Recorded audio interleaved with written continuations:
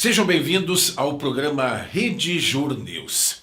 Hoje nós vamos conversar com o Dr. Rafael Morgental Soares, ele que é mestre em Direito pela Universidade Federal do Rio Grande do Sul. E o tema é a legislação referente à campanha eleitoral. Outro tema é o dano moral. Sobre isso, conversamos com o Roberto Moreira Lins Pastel, especialista em Direito Civil. O Rede Jur News está no ar.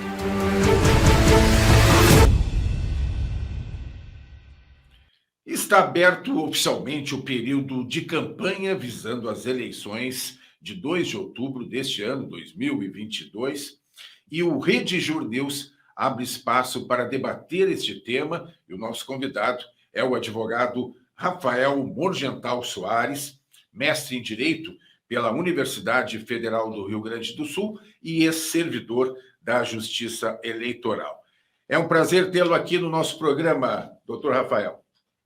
Prazer é todo meu, Antônio. Espero que a gente tenha uma boa conversa aqui sobre campanhas, candidaturas, propaganda, para informar a população, o eleitor e especialmente os colegas advogados.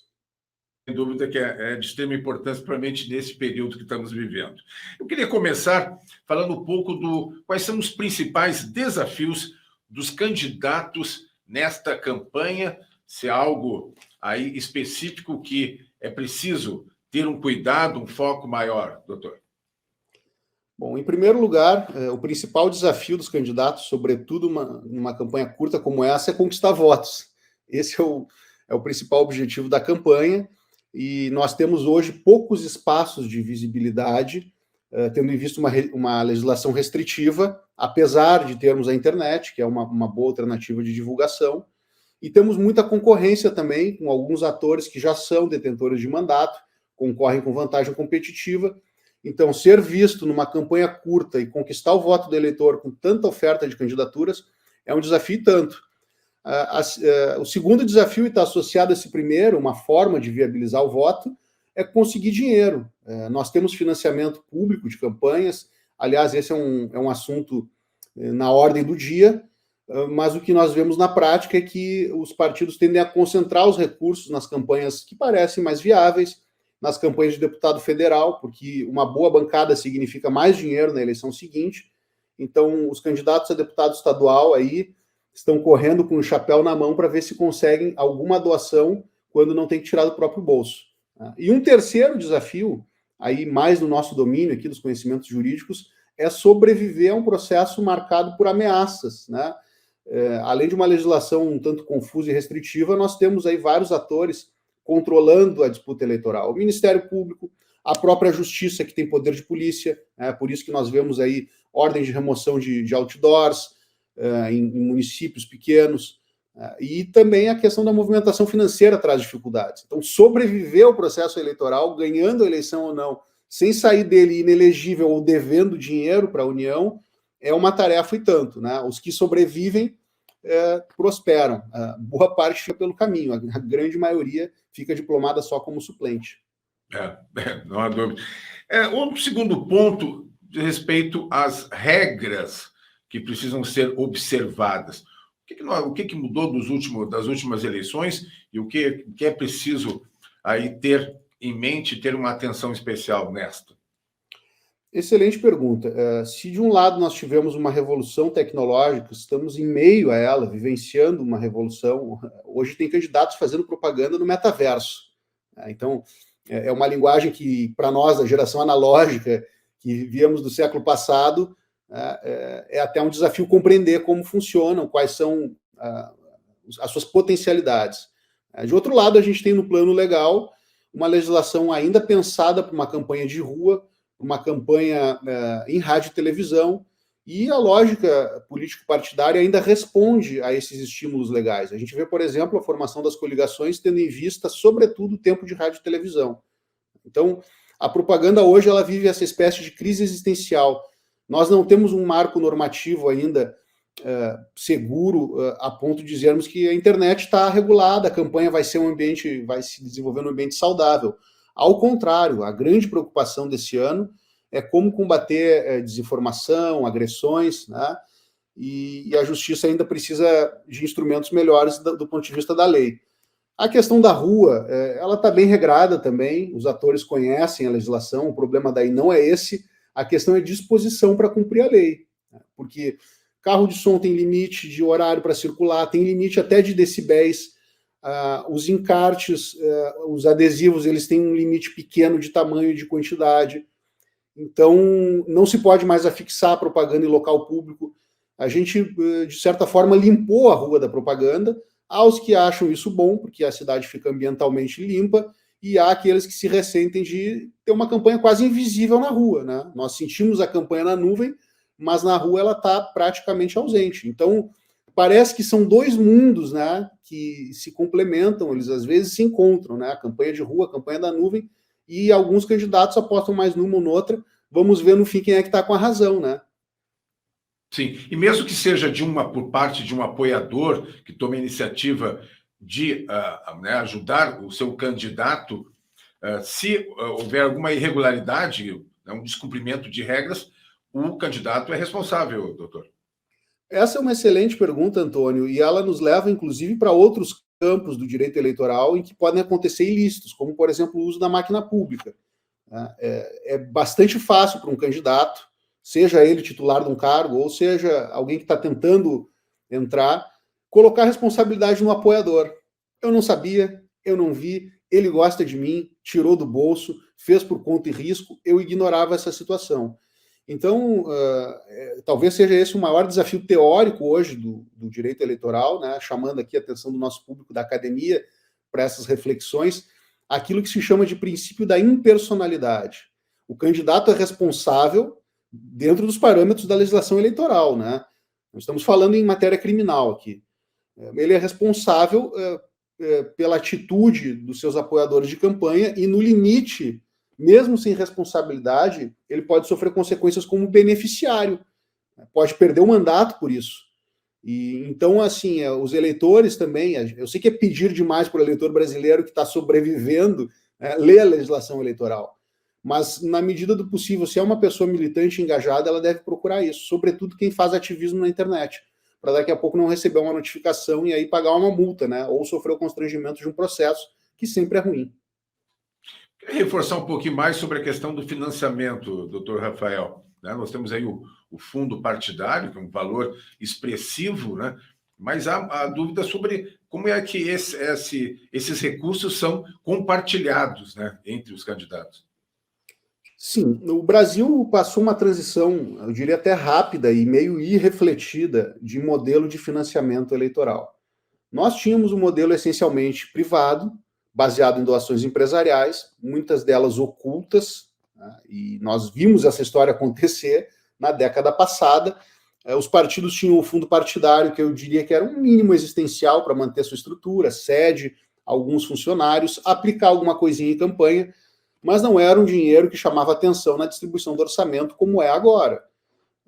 Quando o Brasil saturou do financiamento privado, entendeu que aquilo era uma forma de compra de apoio político por grandes empresários de todos os setores, né? Quando essa lógica foi quebrada, o fundo eleitoral veio como resposta, porque campanha custa dinheiro, democracia não tem preço. Qual é esse valor e como se distribui? Essas são as perguntas mais importantes. Me parece que, em relação ao volume global de dinheiro, apesar de causar um constrangimento para o eleitor, de ver que são 5 bilhões aplicados que são tirados de algum lugar, e sempre falta no orçamento, né? Mas se nós pegarmos um rateio per capita, cruzarmos com o custo médio das campanhas, a resposta vai ser, olha, o dinheiro talvez nem chegue para essa finalidade. E comparando esse montante com o orçamento global da União, quase não faz cócegas. Então, qual é o problema mesmo, né? Se o dinheiro está adequado e se ele até caberia para pagar uma despesa de campanha modesta. É a distribuição. Aqui que nós temos que endereçar as nossas preocupações. Os candidatos a deputado federal e os dirigentes de partido que concorrem até eventualmente a presidente ou outros cargos, eles têm poder decisório sobre isso.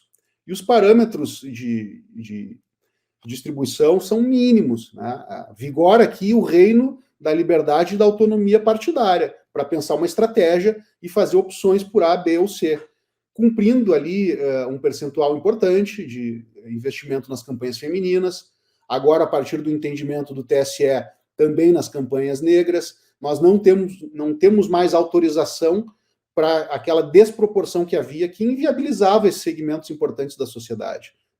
Mas, fora isso, é dinheiro que vai parar na mão de quem manda nos partidos. E aí nós vamos ver as desproporções mais gritantes, e no ano que vem podem vir me cobrar prestações de contas pedindo informação a respeito de materialidade do gasto, porque, infelizmente, a gente ainda tem muito desvio de verba pública. A campanha eleitoral, para finalizar, também é uma oportunidade econômica, uma oportunidade de fazer dinheiro. E quem está atrás disso encontra ali boas brechas para tomar uma parte do nosso orçamento. Doutor Rafael, para a gente finalizar, acho que é um ponto importante, que é uma preocupação grande da Justiça Eleitoral, até foram realizadas convênios, parcerias, né, com os próprios candidatos, que é a questão da desinformação e as fake news, né? Como é que está hoje colocada em relação à legislação? Olha, eu vejo mais avanço do ponto de vista da sociedade e do eleitor de estar mais atento e advertido a respeito dos conteúdos do que propriamente um avanço normativo, né?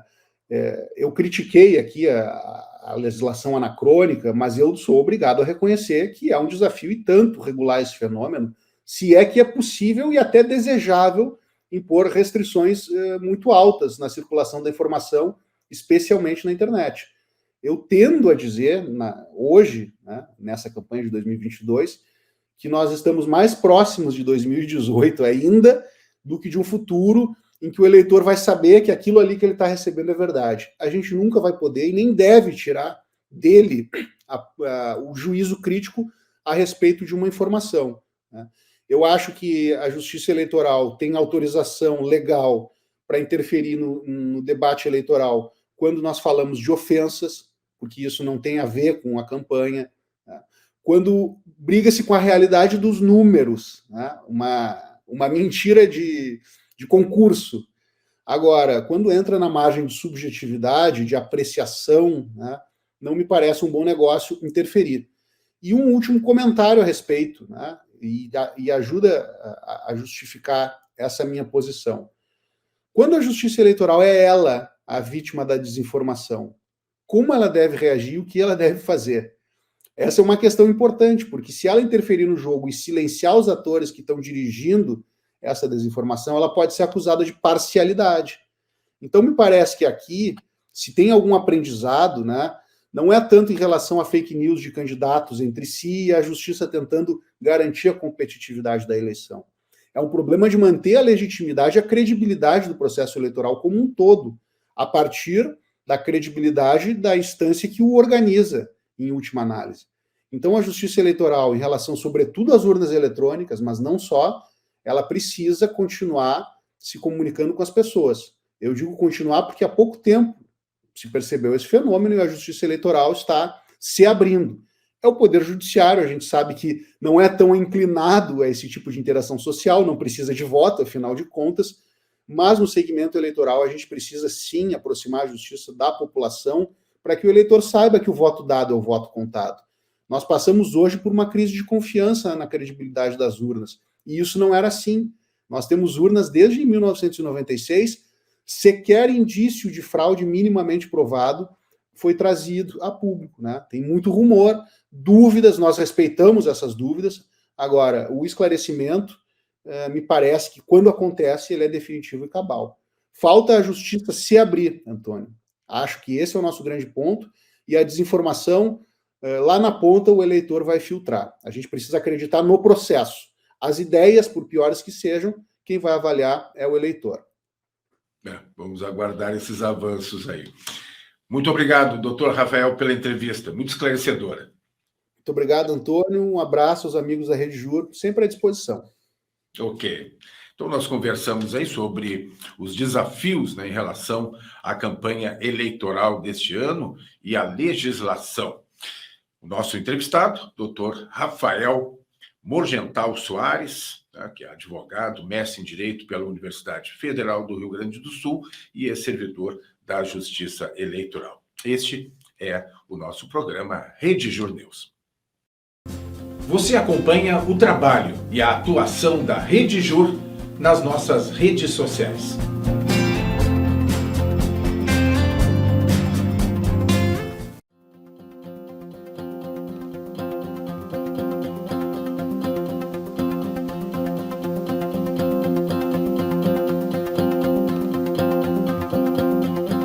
E agora, dentro do programa Rede Jur News, o tema é dano moral no direito. E o nosso contato é com o Dr. Roberto Moreira Lins Pastel, ele que é especialista em direito civil.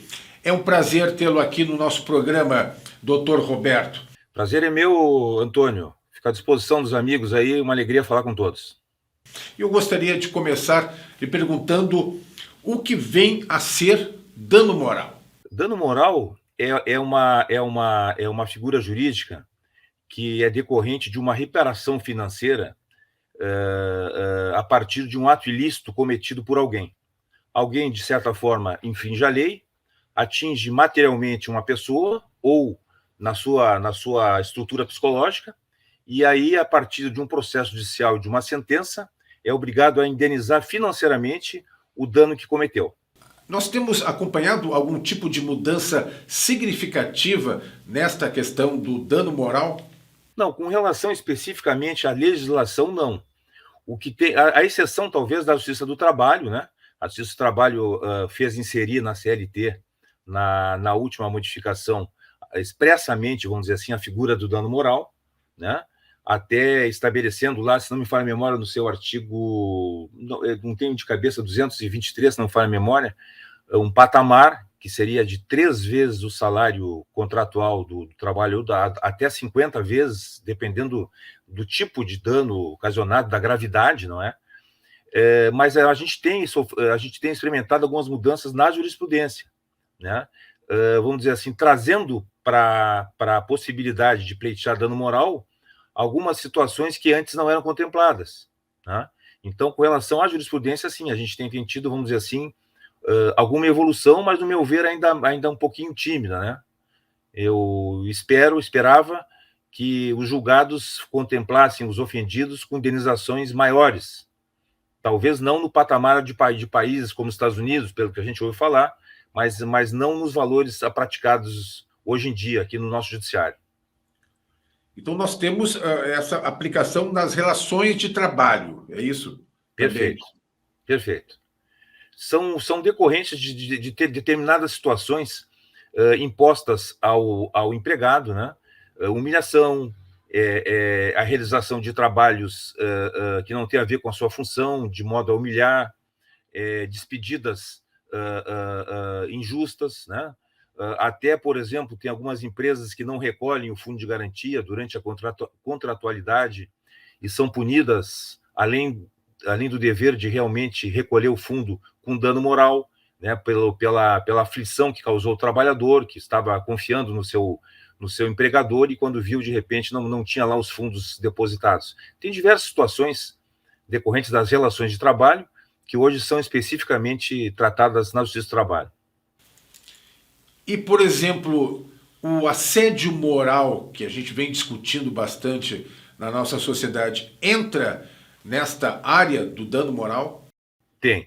O assédio moral na Justiça do Trabalho, ele é visto, assim, em uma explicação mais simples, né? De forma vertical, quando é praticada do chefe para o funcionário, e de forma horizontal, quando é praticada entre colegas, né? E que aí o empregador não tomou determinada atitude.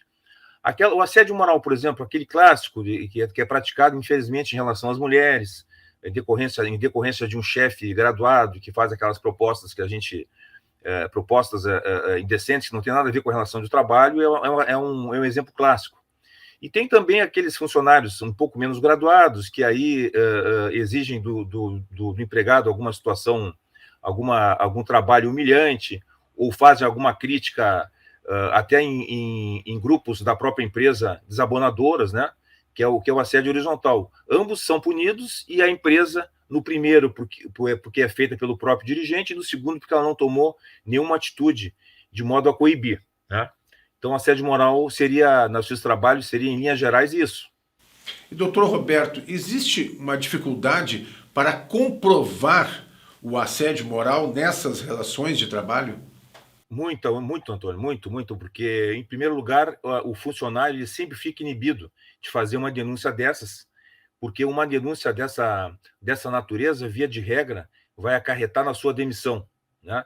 Então, ele fica muito limitado durante a contratualidade de fazer esse tipo de denúncia.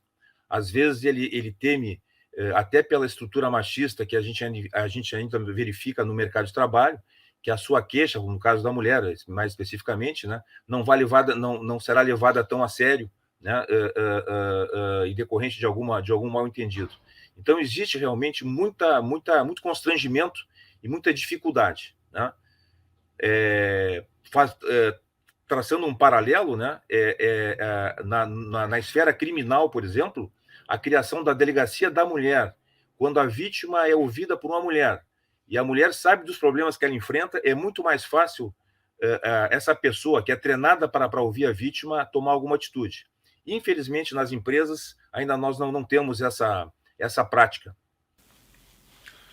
E, doutor Roberto, gostaria de saber a importância de uma empresa adotar, por exemplo, instrumentos como compliance, como uma ouvidoria atuante. Isso pode ser importante? Sem dúvida nenhuma. A ouvidoria em grandes empresas até existe, né? Mas são poucas grandes empresas que possuem essa estrutura. Eu não quero cometer alguma leviandade, mas se não me falha a memória, empresas como a Gerdau, como outras grandes empresas, têm esse tipo de departamento ou canal para que a pessoa prejudicada possa fazer a sua denúncia de forma, vamos dizer assim, anônima, né? É claro que aí a empresa vai criar uma estrutura, vai chegar até o suposto ofensor, vai lhe oportunizar a condição de rebater a crítica que sofreu, né? Mas ao menos existe um canal. Agora, tu transpõe essa situação para para empresas médias e pequenas, que a sua própria estrutura já não é grande para a condução do negócio, né? Nem se pensa nesse tipo de situação. Então, infelizmente, ocorre, e eu te diria mais, esse tipo de dano ele é subnotificado, porque as notificações que a gente recebe, que a gente tem conhecimento, algumas pela imprensa e algumas na própria observação de julgados, né, são muito aquém dos casos que efetivamente ocorrem. Doutor, nós estamos falando muito em empresas. E qual é a importância das organizações contarem com departamentos de assessoria jurídica nesta área? A empresa, Antônio, ela dificilmente criaria uma estrutura jurídica para receber esse tipo de situação, porque criaria uma estrutura jurídica que resultaria na possibilidade de uma ação contra a própria empresa. O que ela pode fazer, e que tem feito, são essas comissões, vamos chamar assim, que são criadas em empresas grandes, para receber a situação, tomar ciência e aí sim, talvez, demitir o ofensor, né? Ela tomando essa atitude de demitindo o ofensor, em tese, ela não se livraria do dano moral. Mas se ela fosse condenada futuramente a alguma ação do dano moral, com certeza, no arbitramento do dano, ela teria alguma situação que minoraria o valor da indenização, porque quando ela soube, ela tomou as atitudes que lhe cabia, não é? E tomou a atitude de demitir o ofensor, certo? Nesse sentido, não sei se eu respondi a tua pergunta. De qualquer jeito, trabalhar na prevenção pode ser algo importante. É importante até em reuniões de trabalho, sem até a presença de um caso específico, né? A condução dos líderes, né? na feitura de críticas, na feitura de abordagem de situações com funcionários, deixar claro que a empresa não compactua com esse tipo de comportamento, né? E passando vamos dizer assim, essa mensagem às lideranças, né? Para que as lideranças espalhem para suas células de trabalho esse norte que a empresa deve ter, o respeito ao funcionário, a não tolerância com assédio moral, assédio profissional em si, né? Seriam pontos realmente importantes e que nos levaria, assim, vamos dizer assim, ao menos a uma grande redução dos casos que a gente vivencia hoje, né? Sim. Nós temos exemplos em outras áreas, além dessas relações de trabalho, onde é que a gente poderia aí encaixar esse tema? Sim. O dano moral, ele, na verdade, como eu te falei, é aquela reparação financeira, em linhas gerais, decorrente de um ato ilícito, né? Ele pode ser caracterizado por um dano moral patrimonial ou extrapatrimonial, tá? O patrimonial na verdade, não é dano moral patrimonial, é dano patrimonial e dano extrapatrimonial. O extrapatrimonial é o dano moral.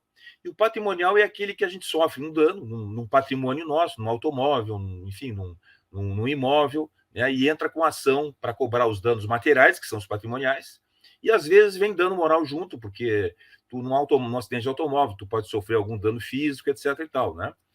E o dano moral é aquele decorrente da ofensa aos direitos, à subjetividade psicológica do indivíduo, né? E a gente tem vários casos, né?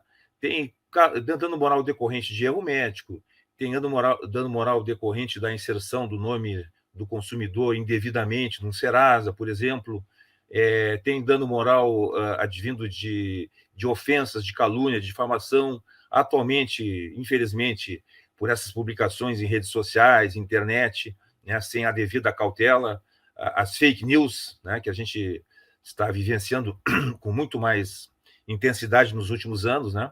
Todas essas situações fáticas vão dar ensejo a um processo judicial, em tese, né? Cuja função, cujo desiderato é obter uma sentença declarando esse dano moral. Então, existe em determinadas áreas, sim, em várias áreas, a possibilidade de arbitramento e de constatação de dano moral. Mas, para a gente finalizar, é importante se pensar em avanços também nesta área do direito, né, doutor? Isso. Eu tenho uma opinião muito particular. Eu entendo que as indenizações são muito baixas, né?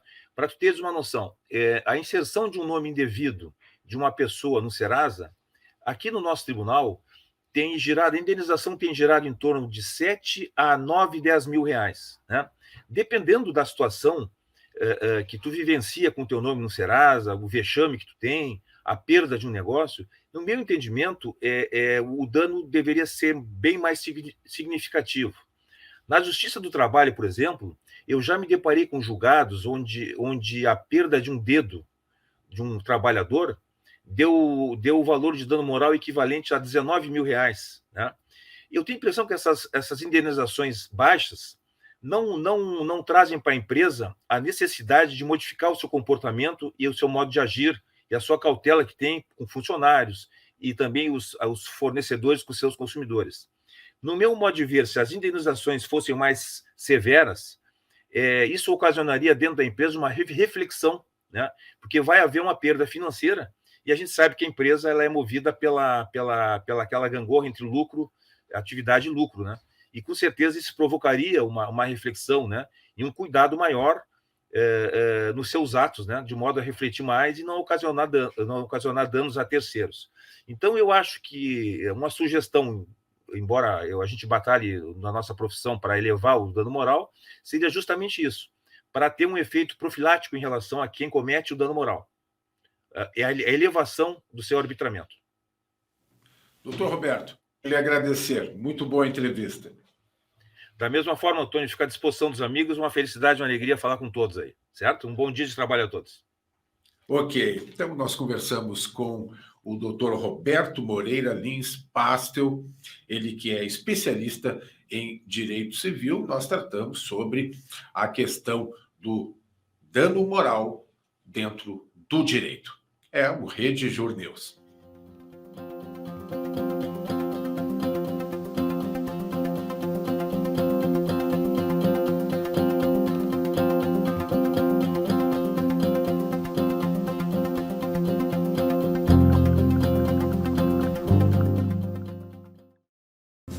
Você acompanha o trabalho e a atuação da Rede Jur nas nossas redes sociais.